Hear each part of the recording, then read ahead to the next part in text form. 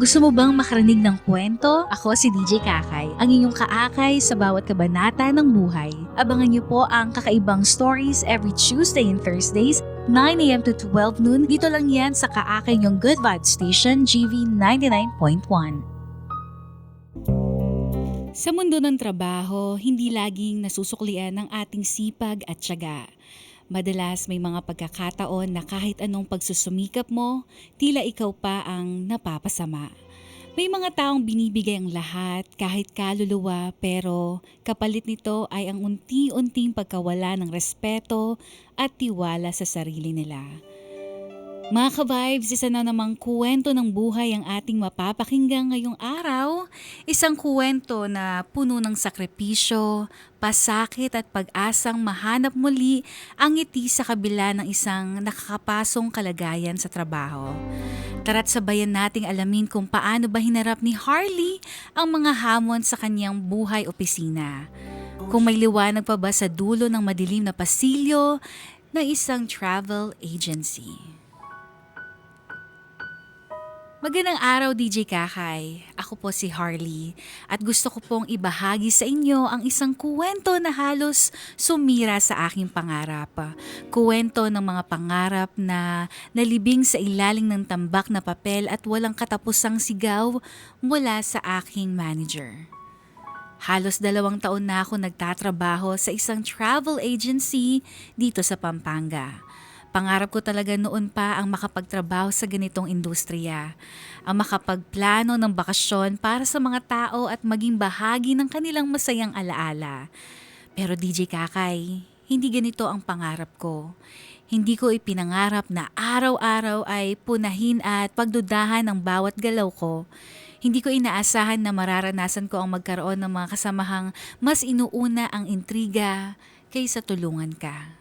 Sa bawat araw na pumapasok ako sa opisina, pakiramdam ko'y may malaking bato na nakapatong sa aking dibdib. Kapag naririnig ko na ang boses ng aking boss, parang otomatiko na ako'y kinakabahan. Hindi ba ito sapat? Bakit hindi mo kayang ayusin ng mas mabilis? Ano ba ang klaseng empleyado ka? Ito ang mga salitang halos naging musika na sa aking pandinig. Ngunit sa halip na ma-inspire ako, pakiramdam ko, unti-unti nang nawawalang tiwala ko sa sarili. Dito lang 1 linggo pagkatapos ng 6 na sunod-sunod na overtime, napansin kong hindi ko na nagagawa ang mga bagay na dati nagpapasaya sa akin. Hindi ko na rin nakakasama ang pamilya ko dahil sa bigat ng trabaho. Ang tanging tanong ko ngayon, DJ Kakay, hanggang kailan ako magtitiis? Hanggang kailan ko kailangang isakripisyong lahat para sa isang trabahong tila walang respeto sa pagkatao ko. Isang gabi habang nag-uusap kami ng kaibigan kong si Mikey, nasabi niya sa akin, "Harley, bakit hindi mo subukan maghanap ng bagong trabaho? Baka naman kasi nalulunod ka na dyan." At doon nga ako napaisip, bakit nga ba ganon? Bakit pinipilit kong manatili kung wala na pala akong dahilan para magtagal? Mikey, alam mo ba si Jersey? Mukhang good mood ngayon na. Akalain mo, hindi niya ako sinigawan kanina kahit nagkamali ako sa email. Aba, may pamilagro si Jersey. Pero, wag kang pakampante agad, be. Alam mo naman yun. Minsan ganyan, minsan parang tigre na naman. Hindi ka talaga nagkulang sa paalala sa akin. Pero sana tuloy-tuloy na ganito. Hindi na kasi kaya ng mental health ko, be. Ang hirap talaga dito sa opisina natin, Harley. Minsan parang laro ng survival. Dapat alam mong umiwas sa mga danger zones. Ay, lalo na si Marina. Kanina lang, sinabihan niya akong kulang doon sa effort yung report ko. As if hindi ako nagpuyat para doon. Si Marina talaga, lagi siyang ganyan. Akala mo perfect siya, pero wala naman siyang ginagawa para ayusin yung kultura dito. Alam mo ba, be? Halos wala na akong energy araw-araw. Pakiramdam ko yung passion ko sa trabaho. Unti-unti nang kinakain ng stress. Be, hindi ka dapat magtiis. Ang sipag mo, ang creative mo. Pero anong nakukuha mo? Mga sigaw ni Jersey at walang kwentang remarks ni Marina. Hindi ko rin maintindihan, Mikey. Bakit parang ang dami kong binibigay pero sila parang wala lang. Baka oras na talaga, be, na maghanap ka na ng lugar na mas alam yung halaga mo. Mahirap kasi, be. Paano kung ganito rin sila sa ibang kumpanya, di ba? Baka nga mas malala pa. Alam mo, hindi lahat ganito. May mga trabaho na maayos ang sistema. Hindi lahat play safe, tulad ni Jersey. Sana nga. Pero ang dami ko kasing iniisip ngayon, be. Yung bills namin, yung pamilya ko, mga utang ko at lahat. Be, nandito lang ako. Tsaka kahit anong mangyari, susuportahan kita. Pero promise me na pag-iisipan mo to ng maayos ha. Oo. Salamat, Mikey, ha. Ikaw lang talaga ang nagpapalakas sa akin. Harley! Bakit ang tagal mo mag-reply sa email? Alam mo bang hinihintay yun ng client? Sorry, Ma'am Jersey. Kaka-finalize ko lang po kasi ng data para sure na walang mali. Wala kang initiative. Kung hindi mo kayang sumubay dito, baka hindi ka talaga fit para sa trabaho natin. Grabe naman siya, be. Sobrang unfair niya. Lagi na lang akong ganito, Mikey. Kahit anong gawin ko, hindi nila nakikita yung effort ko. Alam mo, Harley, hindi mo deserve to. Mas better ka pa nga sa mga taong to eh. Harley, wag kang magdrama. Focus on your task. We have no time for excuses. Ano pa bang natitira sa akin, Mikey? Ano pa bang halaga ko dito? Be, palipasin mo na muna. Balang araw, makikita mo rin ang worth mo. Hindi dito pero alam ko sa tamang lugar na mas karapat dapat. DJ Kakay, habang pilit kong tinatapos ang bawat araw sa opisina, napapansin kong unti-unti nang nawawala ang dating saya ko sa trabaho. Gaya nung una kong nahanap ang passion ko sa travel industry, ibang-iba na ang pakiramdam ko ngayon. Kung dati, nagiging dahilan ng ngiti ko ang simpleng pagtulong sa mga kliyente, ngayon mas madalas na akong umiiyak pag-uwi. Minsan habang iniisip ko kung saan ako nagkamali, naalala ko yung mga unang araw akong narito. Ang saya ko nung una, parang panaginip na natupad. Pero sa bawat linggo at buwan na lumipas, pakiramdam ko lumayo na ang sa sarili ko ang aking pangarap. DJ Kakay, hindi pala sapat na mahal mo ang trabaho mo.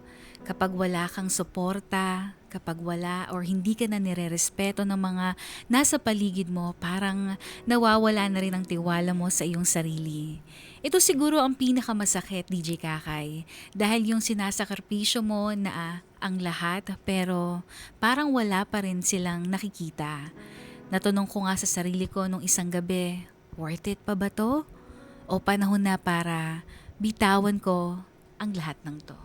Harley, okay ka lang ba? Kanina ka patahimik, mukhang balisa ka. Hindi ko na alam, be. Kanina lang, tinawag ako ni Jersey. Sabi niya, palpak na naman daw yung ginawa ko sa travel itinerary ng isang VIP client. Malino naman na siya yung nagbigay ng maling details. Ayan na naman siya, napaka-play safe talaga. Hindi marunong tumanggap ng mali niya, ikaw na lang lagi ang sinisisi. Oo nga eh. Tapos si Marina pa, parang asido na sinaboy sa akin yung mga salita niyang, Harley, kung hindi mo kayang mag-handle ng pressure, baka hindi ka fit para dito. Alam mo yun, be. Sobrang sakit. Nakakainit ng ulo, grabe naman yan. Pero alam mo be, kung ako sa'yo, hindi ko hahayaang tratuhin ako ng ganito. Dapat lumalaban ka rin. Paano ako lalaban, be? Kung sila ang nasa taas tapos ako, ordinaryong staff lang, isang kalabit lang, wala na. Harley, ang totoo, wala kang kasalanan. Ginagawa mo naman lahat. Tsaka kahit ano pang sabihin nila, hindi magbabago yung value mo bilang tao. Salamat, Mikey, ha. Pero alam mo, minsan naiisip ko baka totoo nga yung sinasabi nila na baka wala nga talaga akong kwenta. Hoy Harley, huwag kang ganyan. Tsaka hindi ko gusto na pinapaniwala mo ang sarili mo sa mga sinasabi nila. Ano yan, mental manipulation nila? Huwag kang magsasalita ng ganyan. Harley! Anong oras na? Ba't hindi pa tapos yung report ng client? Alam mo ba, hinihintay na yun ni Miss Marina ngayon. Ma'am JC, inaayos ko na po ngayon. Baka maya-maya matatapos ko na po. Baka? Ayoko ng ganyan, Harley. Yung sigurado dapat. Ang bagal mo talaga. Kung gusto mong magtagal dito, bilisan mo yung kilos mo. Ay naku Harley, Ikaw daw ang mabagal. Eh, siya naman yung gumawa ng trabaho mo. Tignan natin. Alam mo, Mikey, parang gusto ko na talagang umalis. Kaso kasi natatakot ako. Lalo na ngayon na ang hirap maghanap ng trabaho. Parang wala akong ibang choice. Ben, nandito ako. Alam kong mahirap pero kaya mo to. Huwag kang magpapadala sa kanila. Harley, may meeting tayo mamaya. Siguraduhin mo kompletong update sa presentation. Kapag may kulang, alam mo na kung ano mangyari. Yes po, Ma'am Marina. Ayusin mo lang. Grabe naman siya. Alam mo, Harley, parang hindi na tayo tao sa kanila. Lahat na lang mali. Wala kang maririnig na tama. Mikey, hindi ko na kaya. Parang araw-araw na lang akong ginigisa. Ginagawa ko naman lahat. Pero, saan ba ako nagkulang? Be, hindi ikaw ang nagkukulang. Silang may problema. Wala silang respeto. Tsaka wala silang pakialam. Pero Mikey, kung aalis ako dito, paano yung bills namin sa bahay? Paano yung pamilya ko? Anong mangyayari sa akin, di ba? Harley, mahanap mo din yung lugar na para sa'yo. Pero hindi dito. Hindi sa lugar na ganito magtrato sa mga staffs nila. DJ Kakay, sa bawat araw na dumaan, lalong tumitindi ang pagod at bigat sa kalooban ko. Araw-araw na lang, parang ginigisa ako sa sarili kong mantika. Pero hindi ko inaasahan na sa araw na ito mas lalo pang dadagdag ang problema ko. Isang insidente na tila sumubok sa lahat ng lakas at pasensya ko. Alam kong mali ang magpakatanga para sa trabaho ko saan wala ka namang nararamdamang halaga.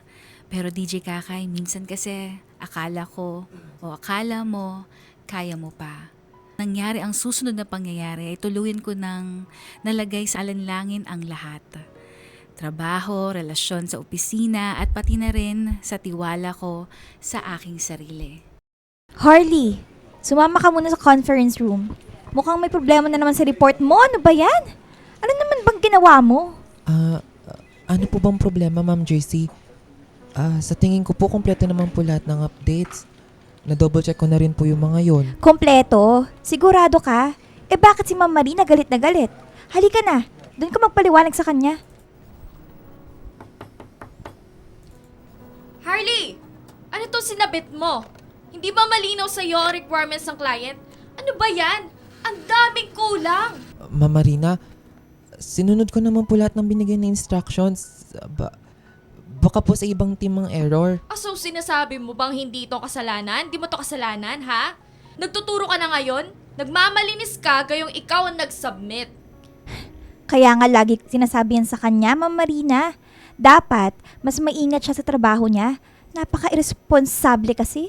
Hindi po ako nagtuturo sa iba. Gusto ko lang pong linawin na sa part ko, ginawa ko po lahat ng tama. Excuse me, Ma'am Marina.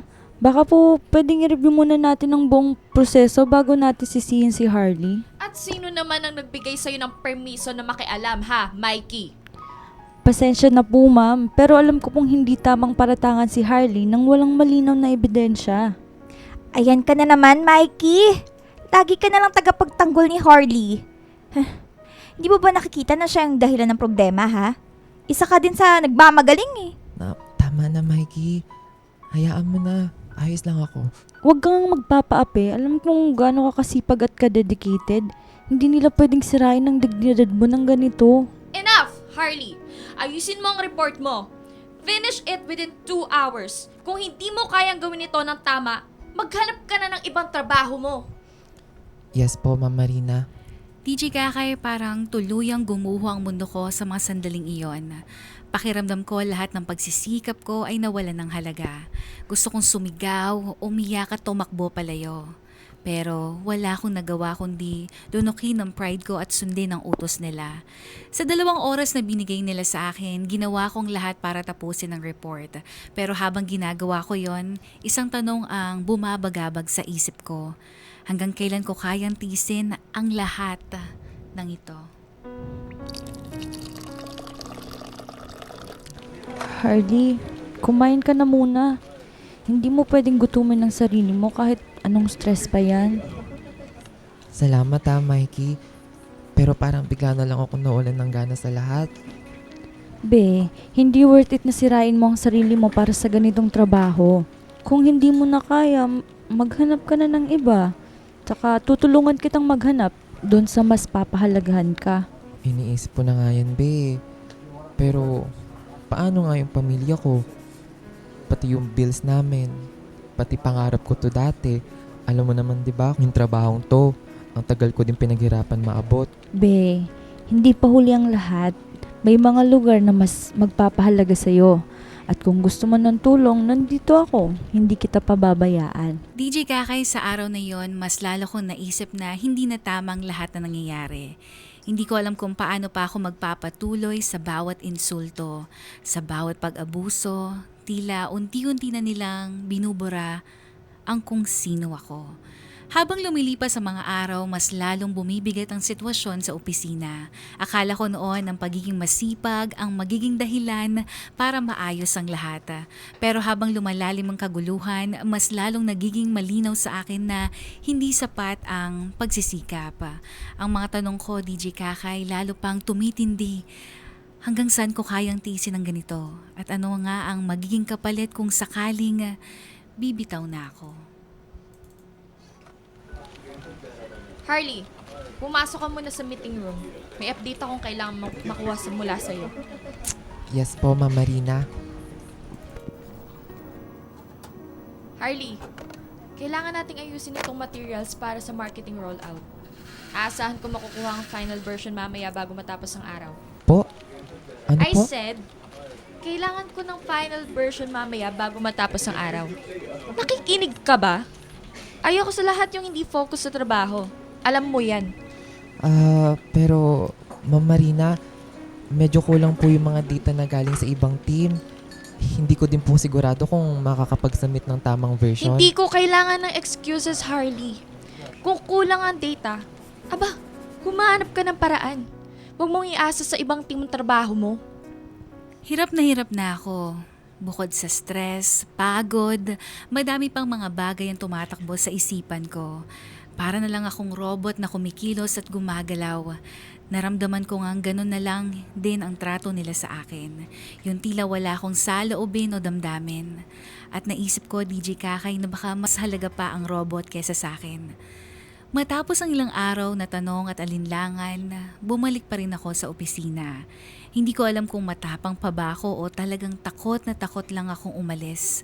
Ang sigurado lang ako ay nagbago na ang tingin ko sa trabaho ko. Hindi na ito ang basta trabaho, para na itong larangan ng digmaan. At ako ang sundalong paulit-ulit na tumatanggap ng tama. Pero ngayong araw na ito, isang bagay na naman ang darating na hindi ko inaasahan. Harley, kumusta ka? Ang tahimik mo naman, be. Okay lang, be. Araw lang siguro ng pagninilay ngayon. Nagninilay o nagtitimpe? Alam kong marami kang iniisip, pero ano na, may decision ka na ba? Wala pa nga eh.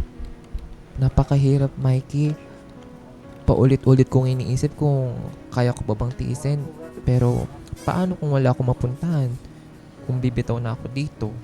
Harley! Ito yung bagong assignment mo. Extra task from Ma'am Marina. Good luck! Baka naman this time, magawa mo na ng maayos. Okay po, ma'am. Ay, nakakainis. Grabe na talaga siya, Harley. Kapag hindi pa siya nadapa sa katarayan niya, ay, ewan ko na lang. Be, wag mo nang patulan. Sila na lang ang mapapagod sa sarili nila. DJ Kakay, minsan gusto ko na lang tumahimik at maghintay na lang ng milagro. Pero sa totoo lang, minsan gusto ko ring itapon na lang lahat ng binibigay nila at sumigaw.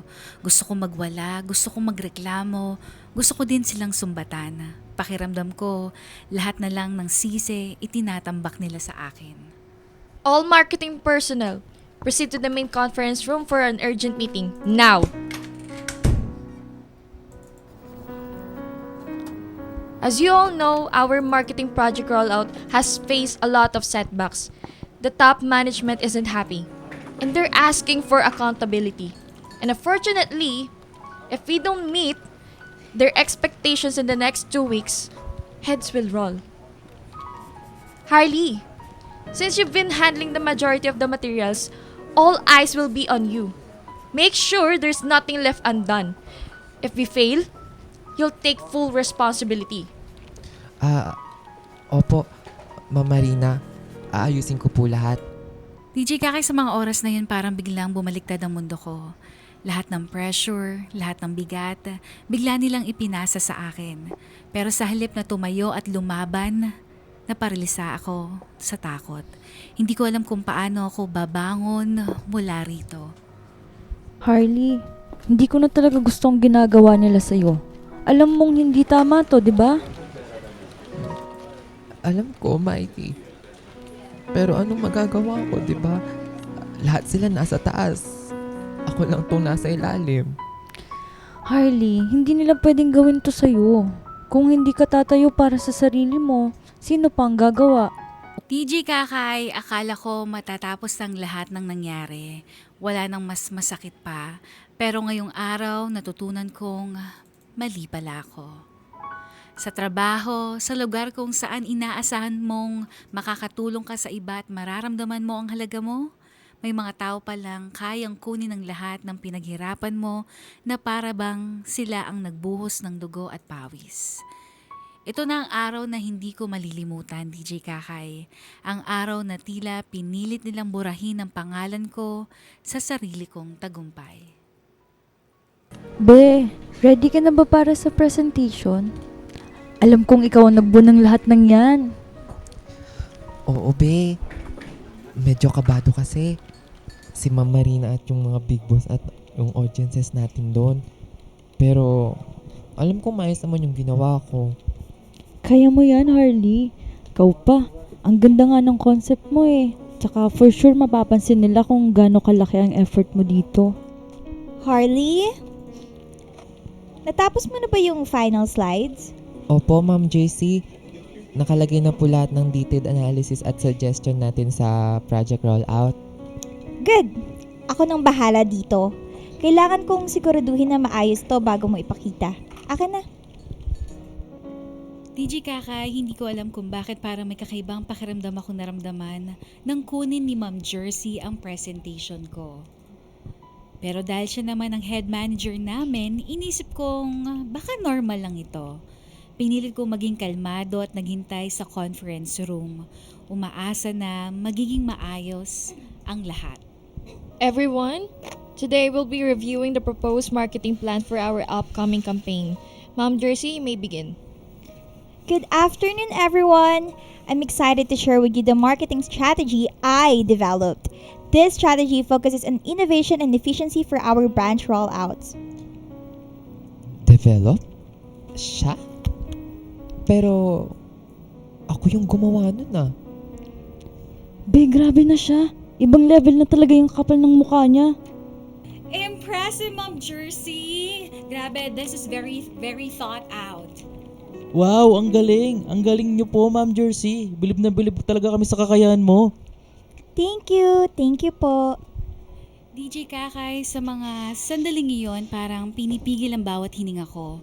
Hindi ako makapaniwala na kaya niyang kunin ang lahat ng aking pinaghirapan.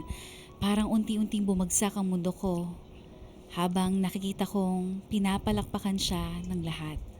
Harley, ano, ganito na lang ba to? Hindi mo pwedeng hayaan na ganyan na lang. Dapat magsalita ka. Ano ba naman yan, Harley? Mikey, paano? Paano kung wala rin naman makikinig sa akin? Eh siya si Ma'am Jersey eh. Sino ba ako kumpara sa kanya? Harley, hindi sa lahat ng pagkakataon tatahimik ka. Laban mo to, kaya dapat lumalaban ka. Harley, gusto ko makita ka sa opisina ko ngayon na. Harley, naiintindihan ko na may reklamo kang narinig mula sa ibang tao tungkol sa presentation kanina. Ma'am Marina, gusto ko lang pong linawin na ako po yung gumawa sa lahat ng materials na ginamit ni Ma'am Jersey kanina. Totoo ba yan? Bakit hindi ikaw nagsalita sa meeting? Eh ma'am, hindi ko po alam kay Ma'am Jersey. Sabi po niya kasi kanina i-check niya lang yung presentation ko. Then you should have stood up for yourself. Ma'am Marina, hindi ko po alam kung paano. Takot po ako na baka hindi rin kayo maniwala sa akin. Harley, ang trabaho ay hindi lugar para matakot. Kung may pinaghirapan ka, dapat pinaglaban mo. Pero sa ngayon, wala na akong magagawa dahil tapos na ang presentation. Ang tanong ko lang, kaya mo pa bang magtiis sa ganitong sitwasyon? Ma'am, Pag-isipan mo, Harley. At alam mo na ayoko din ng drama sa trabaho at sa opisina. Let's be all professional. yes po ma'am. Mauna na po ako. DJ Kakay, sa araw na yon, kahit gaano kasakit, napagtanto kong hindi ko na kayang manahimik. Sa lahat ng bagay na nawala sa akin, hindi ko pwedeng hayaang mawala rin ang respeto ko sa aking sarili. Hindi ko pwedeng hayaan na pati ang halaga ko unti-unting mawalan sa akin. Pagkatapos ng insidente nung araw na iyon, hindi pa rin ako makapaniwala sa nangyari. Sa lahat ng pinaghirapan ko, kinuha at inangkin ng iba nang walang pakundangan. Napakasakit noon, DJ Kakay. Parang lahat ng oras, pawis at effort ko, nabura ng ganun na lamang. Pero ngayong araw, napagtanto ko na hindi na pwedeng ganito. Kailangan kong kumilos. Kailangan kong ipaglaban ang sarili ko. Kahit pa mag-isa na lang ako. Harley, okay ka lang ba? Hindi ka na halos nagsasalita simula nung presentation.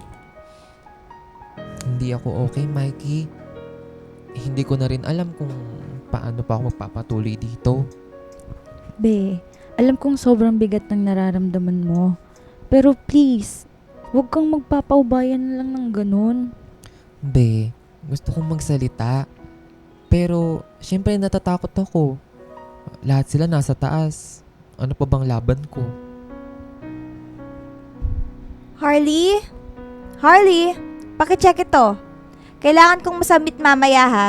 Siguraduhin mo na walang mali. Ayoko nang paulit-ulit na may problema sa trabaho mo. Yes po, Ma'am Joycey. Grabe talaga si Jersey, no? Pagkatapos niyang kunin lahat ng credit, ikaw na naman ang aatasan niyang mag-ayos ng trabaho niya. Sanay na ako sa kanya, Mikey. Harley, hindi na tama to. Kung hindi ka magsasalita, ako na lang ang lalapit kay Ma'am Marina. Wag, Mikey, wag. Ako dapat gumawa nito. DJ Kakay, sa mga sandaling yon, napagpasyahan kong hindi na pwede ang ganito. Kahit gaano kahirap, kailangan kong magsalita. Kailangan kong ilabas lahat ng nasa puso ko, hindi para sa kanila, kundi para sa aking sarili. Pasok. Ma'am Marina, pwede ko po ba kayo makausap? Ano yon, Harley? Ma'am Marina, gusto ko lang pong ilinaw ang nangyari nung presentation. Hindi po si Ma'am Joycey ang gumawa nun. Tsaka madami pa po akong projects na ako ang gumawa pero inangkin niya. Ma'am, hindi na po ako papayag sa ganong treatment. Eh bakit ngayon mo lang naisipang magreklamo? Ilang araw na nakalipas ah. Ma'am, natatakot po akong magsalita. Pero hindi ko na po kayang manahimik eh. Lahat po ng efforts ko, lahat ng pinaghirapan ko, inangkin po ng iba. At hindi ko na po kayang tanggapin na parang wala lang yon. Harley, mahirap ang sitwasyong ito. Pero kailangan mong patunayan ang sinasabi mo. May ebidensya ka ba? Ito po ang buong records ng revision at drafts na ginawa ko para sa projects, ma'am. Lahat po ng emails at attachments, ako po ang nag-send. Sa akin po galing. DJ Kakay, habang hinaabot ko ang mga papeles kay Ma'am Marina, hindi ko maalis ang aking kaba. Pero alam ko rin na ito ang pagkakataon ko para panindigan ang aking sarili. Tila nabuhayan din ako ng dugo para tumindig at ipagtanggol ang aking mga nagawa, ang aking sarili. Harley, bibigyan kita ng pagkakataon na linawin ito. Kung totoong sinasabi mo, ako mismo ang haharap sa top management para sa'yo. Pero kung hindi mo mapapatunayan, ikaw ang haharap sa consequences. Naiintindihan mo ba? Opo, Ma'am Marina. Naintindihan ko po. Sige, maghintay ka ng feedback mula sa akin bukas. Matapos ang usapan namin ni Ma'am Marina, halos hindi ko na maaalala kung paano ako nakabalik sa desk ko. Ang bigat ang nararamdaman ko, pero kasabay nito ang konting ginhawa na sa wakas nagawa ko magsalita.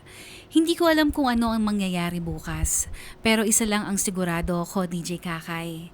Kahit anuman ang mangyari, hindi na ako magiging tahimik sa harap ng mga maling nangyayari sa aking paligid. Kahit buong gabi ako nag-isip, hindi pa rin ako makatulog ng mag-ayos. Inisip ko ang mga mangyayari ngayong araw kung tama ba ang desisyong nagsalita ako.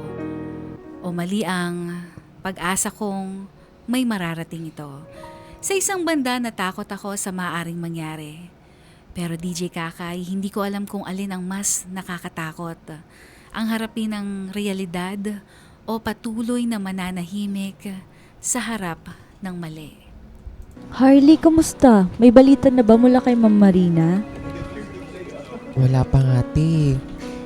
Alam mo, habang tumatagal, lalo akong kinakabahan. Alam mo, kahit anong mangyari, tandaan mo, tama yung ginawa mo.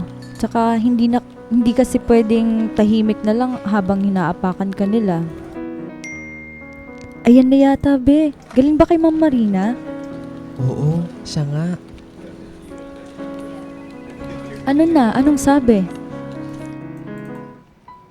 Pinapatawag ako sa HR meeting mamaya. At wala siyang sinabi kung bakit. Ha? HR? Anong ibig sabihin nito? Dapat siya yung kausapin tungkol kay Jersey, di ba? Hindi ikaw. Hindi ko din alam, Mikey. Pero parang mas lalong bumigat yung pakiramdam ko. Sa mga sandaling iyon, ramdam kong may mas malaking mangyayari. Pero hindi ko alam kung ano ang dahilan ng meeting na iyon. Pero sa bawat hakbang papunta roon, pakiramdam ko ay parang hinihila ako palapit sa isang bagay na mas masakit pa sa lahat ng nangyari. Harley, salamat sa pagpunta. Maupo ka. Sige po. Harley, tinawag kita rito para pag-usapan na naging issue sa presentation noong nakarang araw. Opo, Ma'am Marina. Ayon sa initial interview or review, may kontra sa claims na ginawa mo tungkol sa trabaho ni Ma'am Jersey. Can you provide further proof that supports your statement? Eto po. Narito po lahat ng records ko. Lahat ng revisions at finalized output ay mula sa akin. Parang nanginginig ang kamay ko habang inaabot ang mga dokumento. DJ Kakay, habang naghihintay ako ng sagot mula sa kanila, hindi ko mapigilang mapaisip. Paano kung kahit anong ebidensya ang ipakita ko, hindi ko pa rin makukuha ang kanilang tiwala? Paano kung ito na ang katapusan ng lahat? Malinaw na ikaw ang gumawa ng core materials ng presentation, pero naiintindihan mo rin ba kung gaano kabigat ang epekto ng issue nito sa team dynamics? Ma'am Marina, ang gusto ko lang po ay may balik ang kredito sa tamang tao. Harley, ang issue dito ay hindi lang tungkol sa credit. Ang top management ay concerned na. Dahil gaya ng mga ganitong sitwasyon maaaring magdulot ng negative culture sa opisina natin. Pero ma'am, ako po ang nawalan. Ako po yung nawalan ng boses at ng pinaghirapan ko. Paano naging problema ko ang kultura kung ako naman ang biktima? Wala po ba akong karapatan na magsalita? Harley, hindi mo kasi naiintindihan. Ang mga ganitong reklamo, lalo na kapag may senior staff na involved, nagdudulot ito ng lamat sa team. At sa puntong ito, ang priority namin ay protektahan ng harmony ng opisina. Harmony? Paano po magiging harmony kung may taong tulad ko na inaapakan? At may kagaya ni Ma'am JC na ginagamit ng posisyon niya para maglamang at magnakaw ng gawa ng iba. Sa mga sandaling yon, unting-unting nawala ang lahat ng pag-asa ko. Akala ko sa pagsasalita ko, mabibigyan ng hustisya ang ginawa nila sa akin. Akala ko magiging sapat ang boses ko at ang nailabas kong tapang para tumindig at ipaglaban ang sarili. Pero sa huli, parang mas mahalaga pa rin sa kanila ang pangalan ng mga nasa taas kaysa sa katotohanan ng mga nasa ilalim. Napaka-unfair nun, DJ Kakay. Harley, for now, I would suggest you focus on your task and let us handle the internal dynamics. I hope you understand. Opo. Harley, anong nangyari? Anong sinabi nila? Wala be. Ganun pa rin. Ang sabi nila, focus daw ako sa trabaho at hayaan ko silang mag-ayos ng problema. Ano? Ganun lang? Walang accountability? Hindi tama yun. Alam ko be, Pero parang wala na akong laban. Sa pagkatapos ng araw, ramdam ko ang kabiguan sa bawat hakbang ko pa uwi. Akala ko sa pagsasalita ko may mararating ang laban ko. Pero sa huli, mas pinili nilang manahimik para protektahan ng mga importanteng tao. DJ Kakay, paano ka lalaban kung ang sistema mismo ang iyong kalaban? Matapos ang lahat ng nangyari, naramdaman kong nasa dulo na ako ng lakas ko. Hindi ko na matanggal ang bigat sa bawat araw. Ang sakit ng bawat salitang nakuha ko mula sa kanila. Pero ngayong gabi, habang ako ay mag-isa sa opisina, nagkaroon ako ng pagkakataon na tanungin ang aking sarili. Sa tingin ko, ito na ang pinakamahirap na tanong. Ano pa nga ba ang halaga ko? At bakit ko pa hinahayaang masaktan ng ganito? Kailangan ko pa bang manatili sa lugar na to? Be, Harley, late na. Nag-overtime ka na naman. Mikey, anong ginagawa mo rito? Akala ko tapos ka na kanina pa. Alam mo, hinihintay kita. Tsaka, alam kong hindi pa tapos ang laban mo. Ano na yan? Be, resignation letter. Ha? Akala ko ba kaya mo pa? Bakit bigla? Be, ilang beses na akong lumaban. Ilang beses na akong sumubok na ipakita ang halaga ko pero wala namang nangyari. Paulit-ulit na ang sistema rito and hindi nila ako nakikita. Sa bagay, tama lang na magsimula ka ulit kung hindi ka na masaya dito. Pero promise me, hindi mo to ginagawa kasi natalo ka. Gawin mo to kasi alam mong deserve mo ng mas mabuti. Alam mo ba, sa lahat ng oras na magkasama tayo, hindi ko rin maintindihan ang sarili ko eh. Kung bakit napansin ko ang mga maliliit mong ginagawa. Kung bakit sa tuwing nakikita kita parang mas gumagaan ang araw ko. Ayoko na, Mikey. Gusto ko nang bitawan ng lahat ng sakit. Habang pinapanood ko ang cursor sa screen, naisip ko lahat ng pinagdaanan ko sa opisina. Lahat ng hirap, lahat ng masasakit na salita, at lahat ng pagkakataong hindi nila nakita ang aking pinaghirapan. Pero higit doon, naisip ko pa rin si Mikey. Ang taong laging nasa tabi ko at kung paano nila ako pinipilit na makita ang halaga ko kahit hindi nila nakita. Kung wala siguro si Mikey sa opisina, baka hindi ko na talaga nakaya.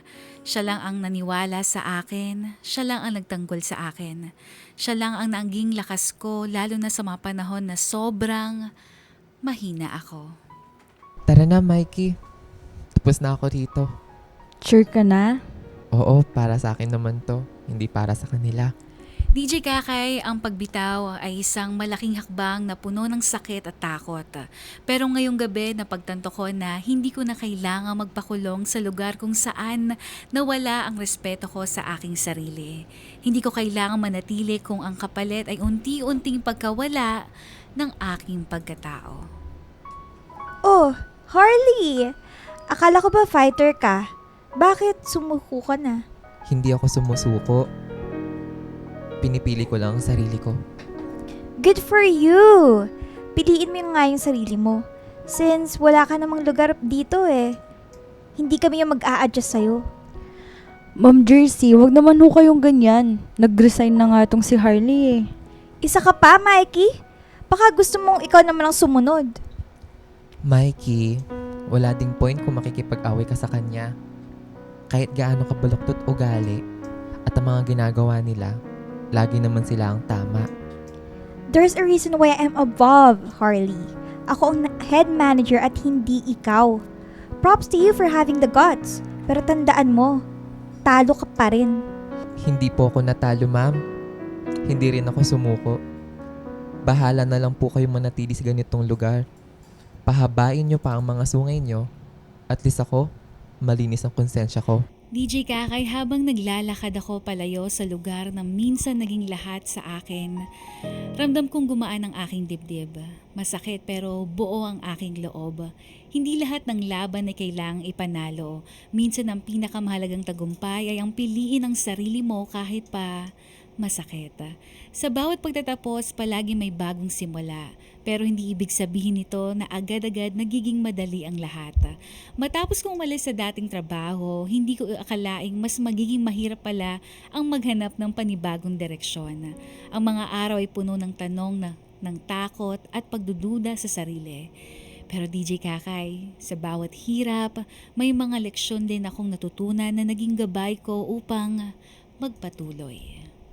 So, Be, kumusta naman ang unang buwan mo sa bagong trabaho? Honestly, Mikey, sobrang laking adjustment pa rin. Iba kasi dito. And hindi ako masyadong sanay na pinupuri at napapansin ng effort ko. Alam mo yun, parang bagong pakiramdam siya. Syempre naman, kasi nga, hindi na toxic. Tsaka, sana naman hindi mo hinahanap ang stress sa dati mong opisina, no? Hindi naman. Pero alam mo, minsan naalala ko pa rin lahat ng nangyari noon.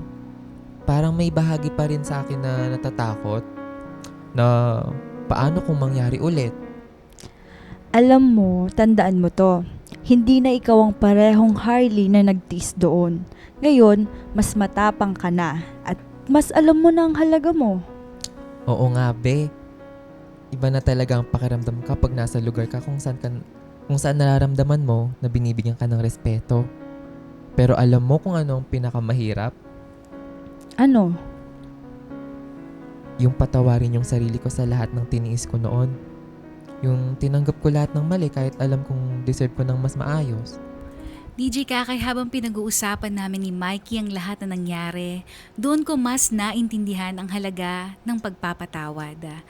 Hindi para sa iba kundi para sa aking sarili. Napakahirap bitawan ng sakit kung patuloy mong hinahawakan ng mga kadena ng nakaraan. Alam mo, Harley, hindi mo kailangang madaliin. Sige lang, unti-unti mong patawarin ang sarili mo. Ang importante, nandito ka na ngayon. Sa lugar kung saan ka masaya at nare-recognize ang efforts mo. Salamat, Mikey, ah. Kung wala ka noon, ewan ko kung paano ko nagawang bitawan ng lahat ng yon.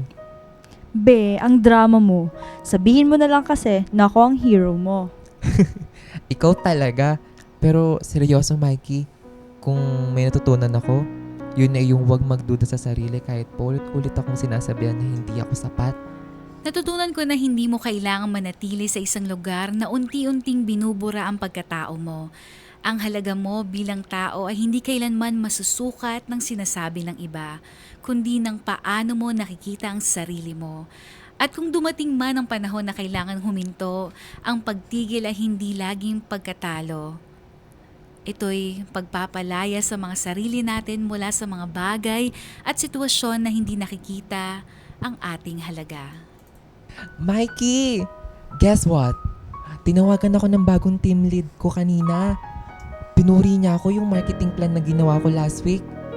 Ang saya lang kasi ramdam ko talaga na nakikita nila ako.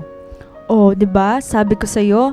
See? Sa wakas, nasa lugar ka na kung saan deserve ka nila at deserve mo sila. Sana nga, be.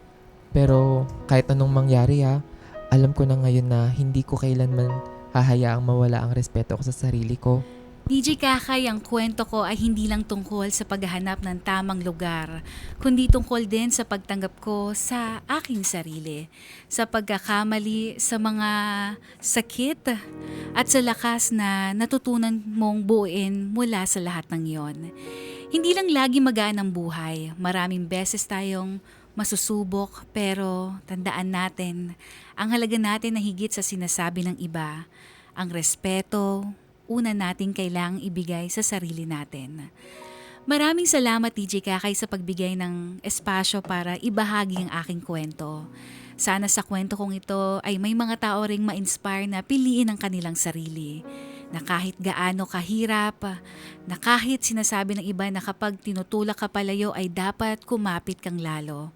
Kundi hayaan mo ang bawat tulak na yon ay dalhin ka sa tamang destinasyon palayo. Mga ka-vibes, ang kwento ni Harley ay kwento ng pagsubok, pagkatuto at muling pagbangon. Ang buhay ay hindi laging makatarungan, pero sa bawat pagkabagsak, lagi may pagkakataon para bumangon ulit at maghanap ng tamang lugar para sa atin. Tandaan natin hindi kailanman mali ang piliin ng sarili at hindi kailanman mali ang bumitaw sa mga bagay na nagpapabigat sa atin. At hindi kailanman mali ang bumitaw sa mga kung ano pa ang mga pumipigil sa atin. Maraming salamat DJ Kakay at hanggang dito na lang ang aking kwento. Harley.